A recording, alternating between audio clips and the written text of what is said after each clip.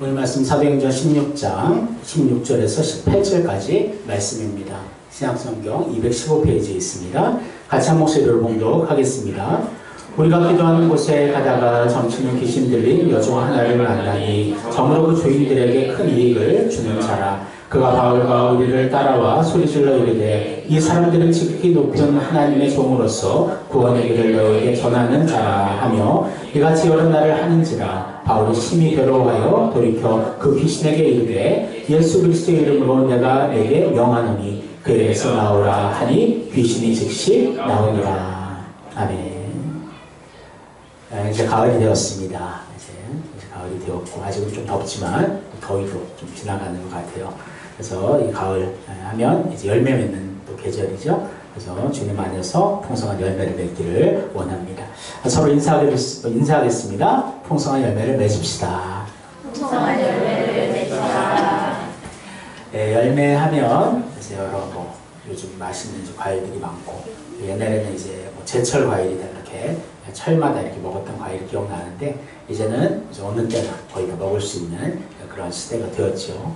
그래서 많은 과일들을 여러분도 잘 또 드실 줄 압니다.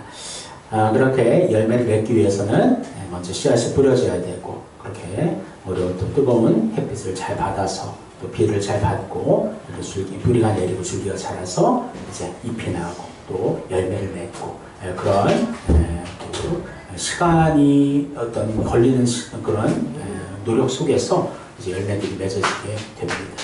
그래서 여러 열매들이 있지만 우리가 날마다 우리가 소망하고 맺어야 되는 열매가 무엇일까? 바로 영혼의 열매인 줄을 믿습니다. 그래서 교회의 역할이 복음을 전하고 하나님 앞에 더욱더 많이 예배하는 자들이 늘어가는 것.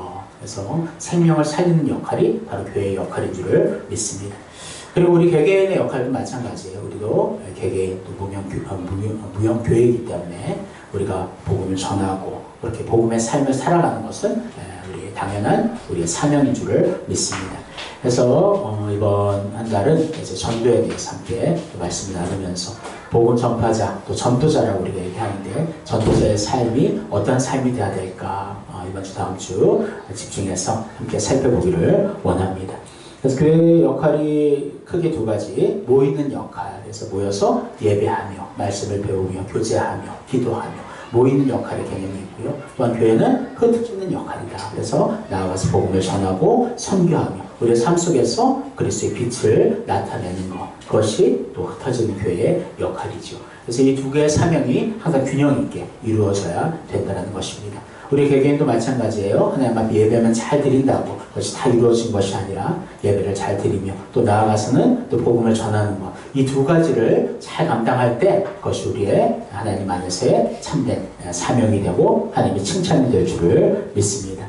그래서 이 전도라는 게 참 중요해요. 우리가 그냥 하나님 앞에 나와 우리만 기뻐하고 우리만 만족하고 감사하고 거기서 끝나는 것이 아니라 먼저 우리를 예수 믿게 하신 것은 다른 영혼들에게 복음을 전하라 하신 하나님의 뜻이 있기 때문인 줄을 믿습니다. 한 번 더 인사하기를 원합니다. 인사하겠습니다. 전도의 삶을 삽시다. 인사합시다. 전도의 삶을 삽시다. 하나님께서는 지금도 복음 전할 자를 찾고 계십니다. 그래서 아까 우리 찬양 계속 불렀죠. 물류의 생명줄 던져라. 그래서 그 생명줄을 던지는 자가 누굴까? 바로 먼저 예수 믿는 우리들인 줄을 믿습니다. 생명줄을 던져야 되는데 누가 가느냐? 하나님 계속 찾고 계신다는 거죠. 성경이 이렇게 말씀하고 있습니다. 같이 읽겠습니다.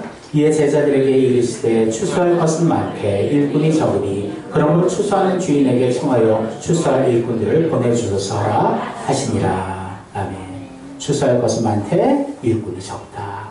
그래서 아직도 땅까지 복음이 전해져야 되고 그리스도를 모르는 사람들이 아직도 훨씬 더 많이 있는 이 세상입니다.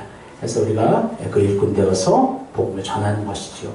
우리가 지금 선교하러 땅끝까지 갈 수는 없지만 우리의 지역과 주변 안에서 복음을 전하는 것, 그 전도의 사명을 충분히 감당할 때 정말 이 지역이 점차 하나님의 복음된 땅으로 바뀌게 될 줄을 믿습니다. 그래서 바로 우리가 이렇게 대답하면 좋겠어요. 제가 그 일꾼입니다. 하나님 찾는 자 여기 있습니다.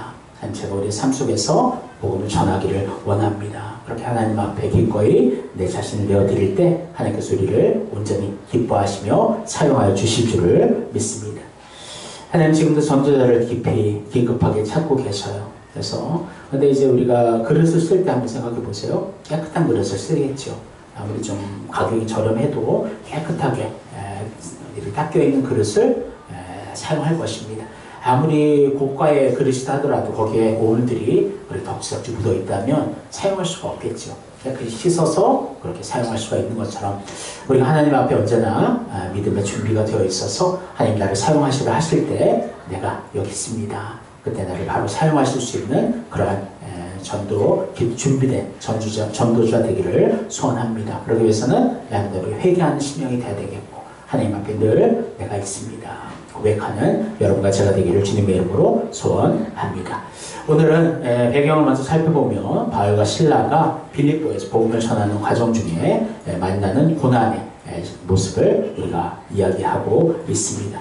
빌립보라는 곳은 이제 그리스 북동부에 있는 해안 고대 도시였어요. 그래서 마게도니아의 첫 성이며 로마의 식민지였습니다. 그래서 이 빌립보는 이제 로마 아우구스투스 황제 때 로마의 태국 군인들이 정착하여 세웠다고 그래요. 그래서 아주 좀 오래 이제 로마의 식민자가 되었던 장소라고 할 수가 있습니다. 하지만 또한 이곳은 바울이 들어감으로 유럽의 복음을 통하여 복음을 전하는 어떻게 보면 최초의 땅이 바로 빌립보라는 지역이라는 거죠. 그러니까 이 빌립보는 아주 상징적인 의미가 있습니다. 기독교가 유럽에 전파된 최초의 땅이 바로 빌립보다. 그래서 이곳에서 이제 복음을 전하는 바울과 실라가 있습니다. 근데 이곳에서는 이제 아폴로, 여러분 아시죠? 로마의 여러 신들 중에 아폴로라는. 그래서 그 신의 뜻을 사람들에게 알려주는 그러한 능력을 받으려는 자들이 많이 있었던 것 같아요. 사실 이 모든 것은 다 거짓들이에요. 오직 하나님만 우리 미래를 알고 계시지요. 하지만 이들은 이런 것으로 이제 밥을 먹고 그렇게 생계를 유지했던 그런 것임을 볼 수가 있습니다. 그래서 이제 바울은 지나가다가 이제 점치는 한 여종을 만나게 되고요. 처음에는 그냥 지나가려 하다가 계속해서 바울과 실라를 괴롭히는 그들의 모습을 바라보면서 불쌍히 여기는 마음을 가졌고, 이 바울은 정말 그 점치는 여종의 귀신을 물리치는 그러한 사건이 나타나게 됩니다. 하지만 이 사건을 전개되면서 여러 가지 뜻밖의 그런 문제와 어려움들을 당하게 되는데요.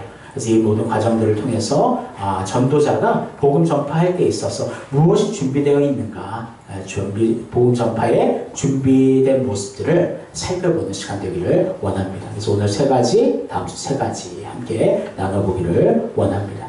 그럼 함께 말씀 나누겠습니다. 첫 번째, 같이 읽겠습니다.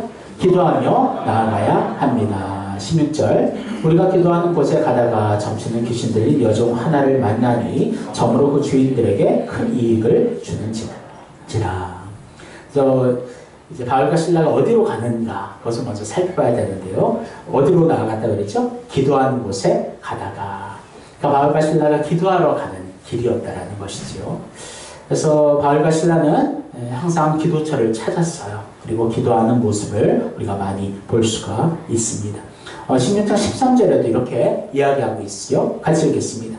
안식일에 우리가 기도할 곳이 있을까 하여 문방 강가에 나가 거기 앉아서 모인 여자들에게 말하는데, 항상 기도할 곳을 찾고 기도하고 또 기도할 곳을 찾고 기도하고, 그러다 또 전도하고 기도하고 전도하고 기도하고.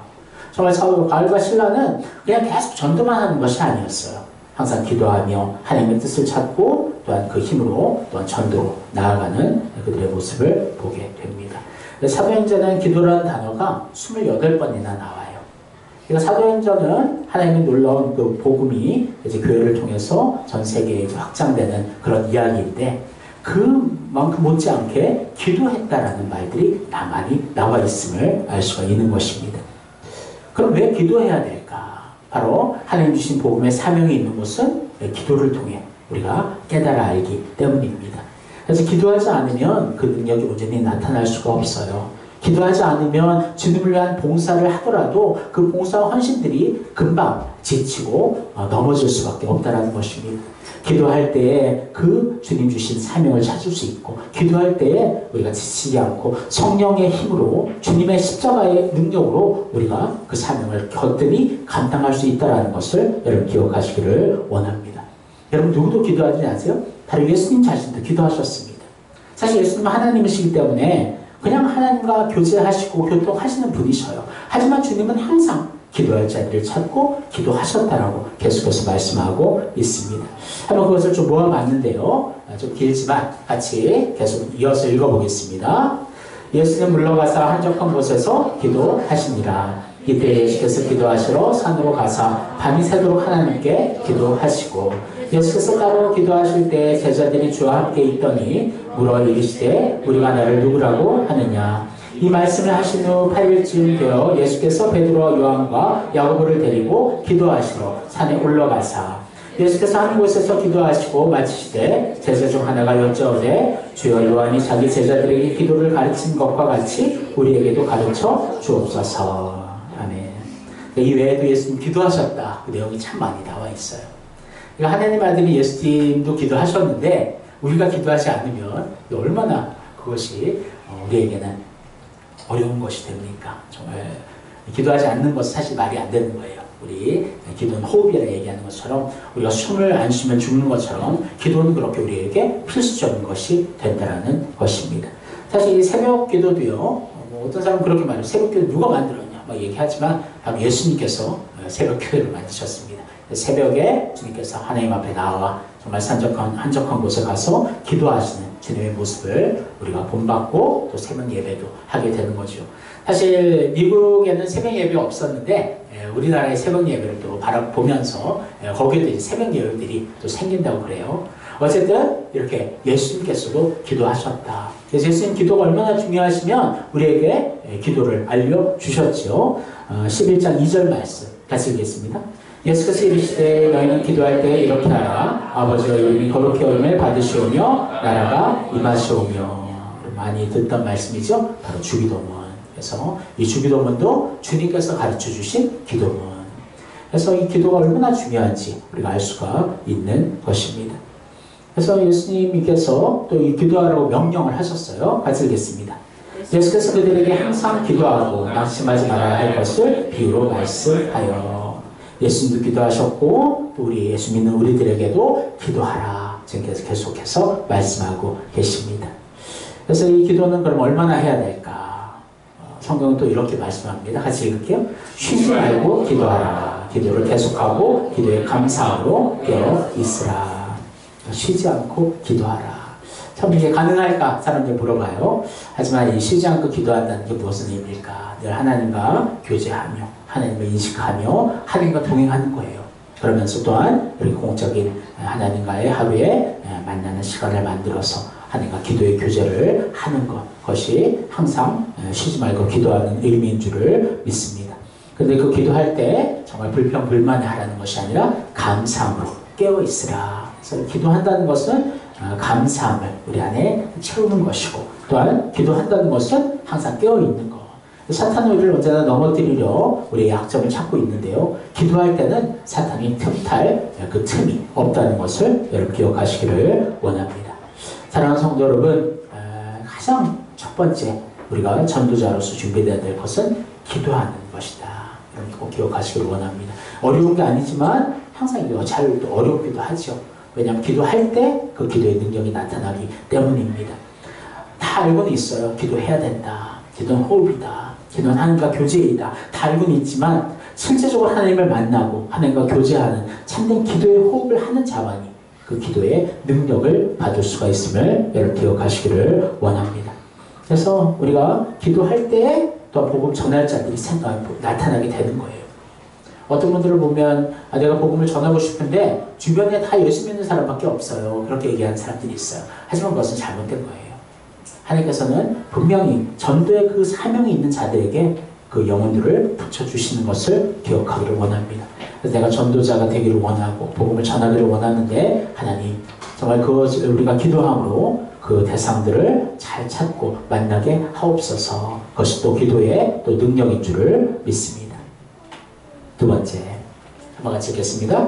예수 그리스도의 이름으로 나아가야 합니다. 17절 18절. 그가 바울과 우리를 따라와 소리질러 이르되 이 사람들은 지극히 높은 하나님의 종으로서 구원의 길을 너에게 전하는 자라 하며 이같이 여러 날을 하는지라 바울이 심히 괴로워하여 돌이켜 그 귀신에게 이르되 예수 그리스도의 이름으로 내가 내게 명하노니 그에게서 나오라 하니 귀신이 즉시 나옵니다. 아멘.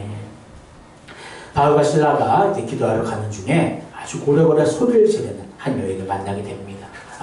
바울과 실라는 알았죠. 그가 이제 귀신 들린 자였다. 여종인데 아주 강력한 소리로 이렇게 이야기합니다. 아니, 당신들은 복음을 전하는 하나님의 종이지 않습니까? 구원의 길을 너에게 전하는 자가 바로 이들이다. 그렇게 계속 외치고 있는 거예요. 사실 이것은 맞는 말이죠. 하지만 귀신과 사탄이 그렇다고 하나님을 믿는다는 것은 아니에요. 지식적으로는 많이 알고 있고 어떻게 보면 사탄이라는 이 존재는 영적인 존재이기 때문에 우리보다 더 많은 것을 알고 있습니다. 하지만 이 사탄이 모르는 것은 미래, 정말 앞으로의 일들은 사탄도 알지 못한다. 그래서 어떻게 보면 사탄이 바울과 실라가 진짜 예수를 믿는 자이구나, 그것을 이제 알고 있는 것 같아요. 그렇게 해서 계속 외치고 있는 그런 상황이었습니다. 그때 바울은 그것이 괴로웠다 이야기하고 있어요. 그러니까 이거 괴로움이 뭘까 생각해보면 그 여종이 너무나 불쌍히 보이는 거예요. 계속해서 여종을 괴롭히는 이 귀신들을 바라보면서 사도 바울은 이렇게 명령합니다. 예수 그리스도의 이름으로 내가 내게 명하노니 그에게서 나오라. 사실 사도 바울이 그 능력이 있는 것이 아니에요. 사도 바울은 그 능력이 있다 하는 것은 바로 사도 바울에 있는 예수 그리스도의 그 이름이 있음을 믿으시기를 바랍니다. 사도 바울의 권능이 그럼 사도 바울에게만 있느냐? 아니라는 거죠. 우리 모두에게 예수 그리스도의 이름에 권세가 있음을 여러분 믿으시기를 바랍니다. 사탄은 거짓의 아비이고 우리를 언제나 넘어뜨리러 공격해요. 하지만 사탄이 도망가고 정말 그렇게 뒤도 돌아보지 않고 도망가는 그때가 어느 때냐 하면 예수의 이름으로 물리칠 때. 사탄은 예수님을 가장 두려워합니다. 그래서 우리가 함께 있기 때문에 사탄이 우리 또한 두려워한다는 거죠. 그래서 항상 예수의 이름으로 사탄을 물리쳐야 되는 것입니다. 그래서 그것뿐만 아니라 우리가 하나님 앞에 이렇게 예배에 나올 수 있는 것도 예수의 이름이 있기 때문에 나올 수 있다는 것입니다. 항상 얘기하잖아요. 우리가 구약시대에 태어났으면 재물 하나는 갖고 와야 돼요. 양이나 염소 갖고 와서 그것을 쪼개고 불에 태우고 정말 그러한 어떻게 보면 피 비린내 나는 그 현장에서 하나님 앞에 두렵고 떨린 가운데 예배를 해야 되는 것이 맞습니다. 하지만 2000년 전 예수님 이 땅에 오셔서 우리 대신 그 제물이 되셨고 단번에 영원히 우리를 위해 십자가에 죽으시고 부활하심으로 말미암아 우리의 죄를 용서하셨고 그러니까 우리가 예수 그리스도의 그 이름으로 하나님 앞에 나옴으로 하나님께서 예배를 온전히 기뻐 받아주시는 줄을 믿습니다. 그래서 사도 바울은 오직 예수 그리스도밖에 없었다. 그 이름 하나를 가지고 복음을 전하고 있는 것입니다. 사도 바울의 고백을 우리가 한번 살펴보기를 원합니다. 고린도전서 2장 2절 같이 읽겠습니다. 내가 너희 중에서 예수 그리스도와 그 십자가에 못 박히신 것 외에는 아무것도 알지 아니하기로 작정하였습니다. 아멘. 바울은 학벌, 능력, 배경, 언어를 이제 생각한다면 최고의 학벌, 최고의 가문, 또 로마 시민권을 가진 자로서 사도 바울은 많은 권세와 능력이 있었습니다. 하지만 이제 예수를 믿고 나서는 그 모든 것을 그리스도와 비교할 때 아무것도 아닌 배설물과 같다. 그렇게 여기며 이제 나는 예수 외에는 다른 것으로 전도하지 않겠다. 그렇게 고백하고 있는 고백의 내용입니다. 그렇습니다. 사도 바울이 초반 때에는 자기의 어떤 좀 학식을 가지고 사람들을 설득해 보려 했던 것 같아요. 하지만 그 헬라 철학자들, 그 사람들은 절대 변하지 않는 것이죠. 하지만 그리스도의 이름을 선포하며 복음을 전할 때에 그들이 변화되기 시작을 합니다. 그래서 오직 예수 그리스도와 그 십자가의 능력밖에 내게는 없다. 그것으로 나아가는 것이 참된 전도자의 사명인 줄을 믿습니다. 그래서 우리가 전도할 뿐만 아니라 우리가 교회에서 봉사하고 주님 주신 사명들을 감당할 때도 내 힘으로는 너무나 금방 지쳐요. 감정으로 이렇게 봉사하는 분들은 그 감정이 어쩔 때는 막 식어버릴 때는 그 봉사가 너무나 어려워지는 것이죠. 하지만 이 작은 봉사라도 예수의 이름을 가지고 주님 주신 능력을 가지고 내가 감당해 나아갈 때 하나님께서는 그 봉사를 통해 더욱더 큰 하나님의 사명들을 우리에게 맡겨 주실 줄을 믿습니다. 사랑하는 성도 여러분, 예수 그리스도의 이름을 단단히 붙잡으십시오. 전도할 때 내 이름으로 나아가면 두렵고 걱정할 수밖에 없지만 사도 바울처럼 예수의 이름만을 내가 전하겠다. 성령님 도와주세요. 내가 복음을 전할 때 오직 예수님만을 자랑하게 하옵소서. 그렇게 기도하며 나아갈 때 하나님의 권능의 입술이 여러분들에게 함께 하심으로 그리스도의 놀라운 복음의 영광이 능력이 나타나게 될 줄을 믿습니다. 마지막 세 번째 같이 읽겠습니다. 핍박과 고난을 받을 각오를 가지고 나아가야 합니다. 22절에서 24절 같이 읽겠습니다.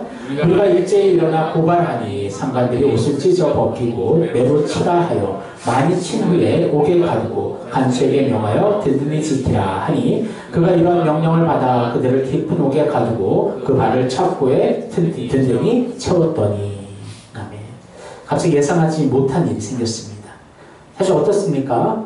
그런 귀신 들린 여종을 그 귀신을 쫓아냈다. 정말 하나님 보시기에 선한 일이고 사람들이 사실 박수칠 만한 일이지요. 한 영혼을 그렇게 살려낸 것이니까요. 하지만 이상하게 글을 갑니다. 그 여종을 소유했던 그 주인이 이 바울과 시라를 고발한 거예요.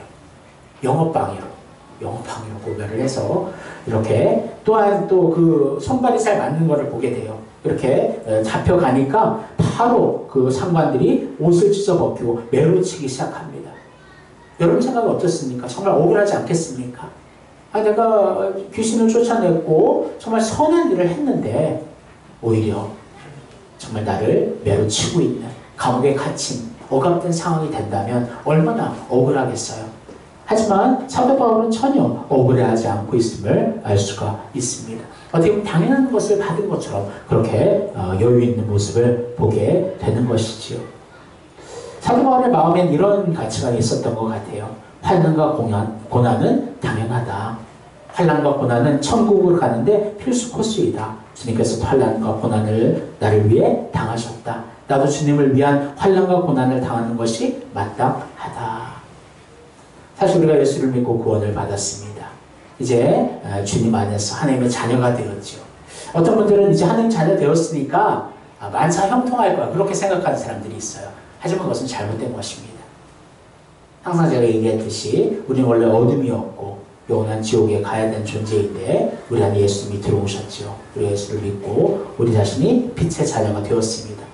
하지만 이 세상은 아직도 어둠이란 것이죠. 그래서 어둠의 빛이 갈 때마다 어둠은 빛을 당연히 미워하고 핍박하게 되어 있다는 거예요. 사실 예수를 믿는다 하면서 정말 항상 이렇게 모든 것이 그냥 평안하고 좋기만 할 수는 없다는 것입니다. 복음을 전하고 주님 위에 달려갈 때 정말 그 길이 분명히 천국의 길이지만 그 길에는 필수적으로 고난과 어려움들이 있다는 것이에요. 하지만 그 고난과 어려움이 영원히 계속되리라 그것은 잘못된 것입니다.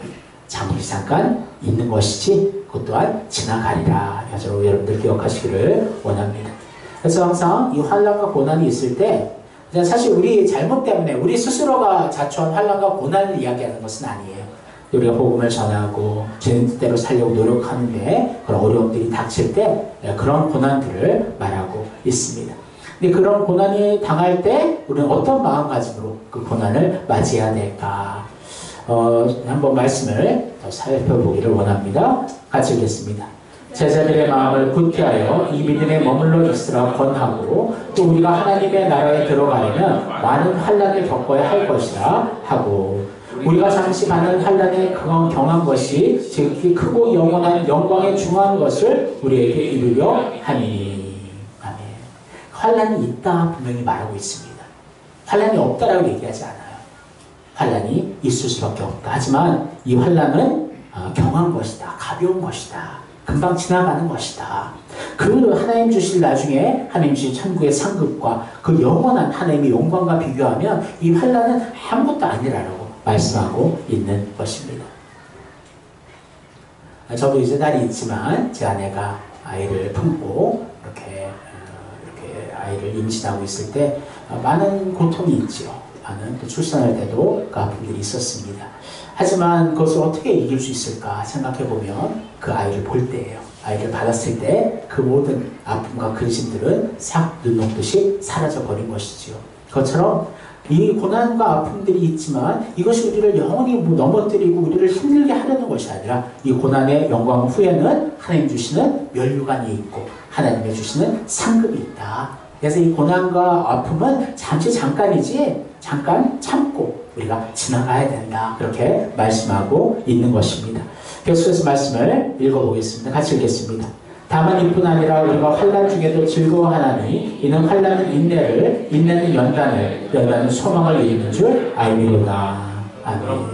아멘. 또 에베소 3장 13절 같이 읽을게요. 그러므로 너에게 구하노니 너를 위한 나의 여러 환난에 대하여 낙심하지 말라. 이는 너희의 영광이니라. 아멘. 사도 바울의 고백인데요. 사도 바울이 이 고난에 어떻게 생각하는지 알겠죠. 그러니까 이 환난 중에도 고난 중에도 내가 즐거워한다까지 말하고 있습니다. 사도 바울은 사실은 로마로 가고 있었습니다. 이게 뭐냐 하면 어떤 즐거운 여행차 가는 게 아니에요. 죄수로서 로마에 가서 우리나라로 따지면 대법원에서 마지막 심판을 받기 위해 가는 것이었습니다. 그래서 그 로마에서 너 사형이다 하면 이제 죽음을 당하는 거예요. 어떻게 보면 두려운 자리입니다. 하지만 사도 바울은 이 자리를 절대 두려워하지 않았고 오히려 즐거워하였다. 왜냐하면 그곳에 복음을 전할 수 있기 때문에. 사도 바울의 그 마음에는 이 고난이 어떻게 보면 필수적 요소라는 거예요. 이 고난을 통해서 하나님께서 나에게 주실 상급이 있다라는 것을 고백하고 있는 것입니다. 사도 바울은 자기 자신뿐만 아니라 우리에게도 말합니다. 너를 위한 나의 여러 환난에 대해 낙심하지 말라. 이는 너희의 영광이니라. 그래서 우리의 고난 또한 결국은 하나님의 영광이 된다는 것입니다. 사랑하는 성도 여러분, 우리가 예수를 믿고 하나님 자녀 되어서 이 세상을 그래서 막 불행하고 막 인상 쓰며 살아가는 것이 아니에요. 이 세상 속에 우리가 감사하고 평안함으로 살아가는데 하지만 우리의 사명을 잊지 말라는 것입니다. 복음을 전하고 하나님 나라를 선포할 때 분명히 핍박이 있겠지만 그 핍박은 나중에 하나님 주실 영광이 되고 하나님 주실 상급이 된다. 그것을 우리가 기억하면서 첫 번째 한번 정리를 해보면 첫 번째 같이 읽을게요. 기도하며 나아가야 합니다. 두 번째 예수 그리스도의 이름으로 나아가야 합니다. 세 번째 핍박과 고난을 받을 각오를 가지고 나아가야 합니다. 항상 기도하며 하나님 주신 사명을 찾고 우리의 하나님 능력을 구하며 예수님의 십자가를 붙들고 세상으로 나아가서 복음을 전하는 우리 되기를 원합니다. 그때도 예수의 이름으로 나아가는 거예요.